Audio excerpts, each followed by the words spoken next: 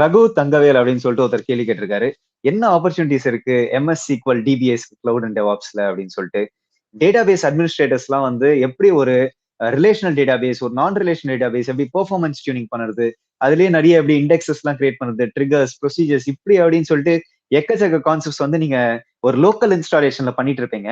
அதையே வந்து நீங்க எப்படி கிளவுட்ல பண்ணலாம், எப்படி நீங்க வந்து ஒரு ரிலேஷனல் டேட்டாபேஸ், நான் relational database, horizontally scalable databases, அதுலயே வந்து நீங்க பாத்தீங்கன்னா search related databases, time series databases, graph databases, இந்த மாதிரி சொல்லிட்டு நிறைய டிஃபரெண்ட் கேட்டகரிஸ் ஆஃப் டேட்டாபேசஸ் இருக்கு. இது எல்லாத்தையுமே வந்து நீங்க ஒரு ஆளா நீங்க வந்து ஒரு கிளவுட்லயும் ஆன் பிரம்லயும் ரெண்டுமே வந்து நீங்க ஒரு ஆளாவே நீங்க வந்து மேனேஜ் பண்ணலாம் அப்படின்னா இப்ப நீங்க பாருங்க. நீங்க இது வரைக்கும் ஒர்க் பண்ணிட்டு இருந்தது வெறும் just within maybe your organisations installation of a database. But இதே நெக்ஸ்ட் நீங்க கிளவுட் பக்கம்லாம் நீங்க போனீங்க அப்படின்னா எக்கச்சக்க டேட்டாபேஸ் ஆஃபரிங்ஸ் இருக்கு.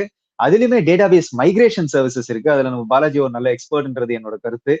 இது தவிர்த்து வந்து இன்னும் நிறைய டிஃப்ரெண்ட் இன்ஃபேக்ட் அஷ்யூர் ஜிசிபி எல்லாம் போனீங்கன்னா இன்னும் ஹாரிசான்டலி ஸ்கேலபிள் குளோபல் டேட்டாபேசஸ்லாம் ரொம்ப சூப்பரா இருக்கு அவங்க கிட்ட. ஸோ எல்லாம் கிளவுட் பேஸ்ட் பிளாட்ஃபார்ம்ஸ் நீங்க டேட்டாபேசஸ் எல்லாம் படிக்கச்சே இன்னும் நிறைய நீங்க படிப்பீங்க. டேட்டாபேஸ் மட்டும் நீங்க படிக்காதது பதில அந்த டேட்டாபேசஸ் எப்படி பேக்கப் பண்ணுறது, எப்படி ஒரு ஷெட்யூல் பேக்கப் எடுக்கிறது, அது எப்படி நம்ம S3 இல்லைன்னா ஒரு ஸ்டோரேஜ்ல எப்படி நம்ம பிளேஸ் பண்ணுறது அந்த பேக்கப்ஸை, அதுக்கு ஆப்ஷன் குரூப்ஸ்ன்னு சொல்லிட்டு ஒரு ஆப்ஷன் இருக்கு. அதே மாதிரி டிபிஎஸ்க்கு முக்கியமான ஒரு விஷயமே பேராமீட்டர் குரூப்ஸ். அந்த பேராமீட்டர்ஸ் என்னெல்லாம் இருக்கு ஒரு டேட்டா பேஸ்க்கு, அதெல்லாம் எப்படி கான்ஃபிகர் பண்ணுறது. அதே மாதிரி ஒரு டேட்டா பேஸ்ன்றது இட் ஸ்டோர்ஸ் கஸ்டமர் டேட்டா. எவ்வளோ செக்யூரா இருக்கணுமோ அவ்வளவு நல்லது. ஸோ அந்த செக்யூரிட்டிக்காக என்னெல்லாம் செக்யூரிட்டி கான்செப்ட்ஸ் இருக்கு, அதை எப்படி நம்ம ஒரு நெட்ஒர்க்குள்ள போறது. ஸோ அப்போ பிபிசியை படிச்சிருவீங்க.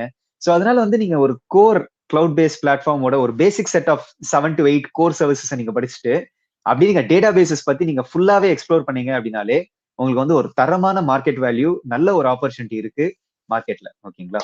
ஸோ இதை விட பெட்டரா வந்து சொல்ல முடியாது டேட்டா பேசஸ்க்கு. நானும் ரொம்ப வருஷமா வெயிட் பண்ணிட்டு இருந்தேன் யாராச்சும் டேட்டா பேஸ் ரிலேட்டட் கொஸ்டின் கேட்பாங்களா அப்படின்னு. இதே மாதிரி நெக்ஸ்ட் நீங்க அஷ்யூர் பிளாட்ஃபார்ம் போனீங்கன்னா ரகு, நீங்க வந்து அஷ்யூர்ல வந்து டேட்டா ஃபண்டமெண்டல்ஸ் படிங்க. அதுல வந்து டேட்டா டேட்டா எக்ஸ்பர்ட் படிங்க, டேட்டா இன்ஜினியர் சர்டிஃபிகேஷன். அதுலயுமே எப்படி நீங்க வந்து அஷ்யூர்ல டேட்டா பிரிக்ஸ் யூஸ் பண்றது எப்படி, இடிஎல் எல்லாம் பண்றது எப்படி. ஸோ இந்த மாதிரி வந்து டேட்டா இன்ஜினியரிங் இல்லைன்னா டேட்டா சயின்டிஸ்ட் அந்த மாதிரி ரிலேட்டட் ரோல்ஸ்க்கு வந்து நீங்க எய்ம் பண்ணி நீங்க போகலாம். ஏன்னா உங்களுக்கு வந்து starting of all of these roles, ஒரு மெஷின் லேர்னிங்கா இருக்கட்டும், ஒரு ஏஆ இருக்கட்டும், எல்லாத்துக்குமே டேட்டா தாங்க முக்கியம். ஸோ நீங்க வந்து ஒரு டேட்டா ரிலேட்டட் பர்சனா வந்து நீங்க உங்க கெரியரை வந்து ஒரு டேட்டா பேஸ் வச்சு நீங்க ஸ்டார்ட் பண்ணிருக்கீங்க, இல்லை ஒரு டிபி அட்மினிஸ்ட்ரேட்டரா ஸ்டார்ட் பண்ணிருக்கீங்க.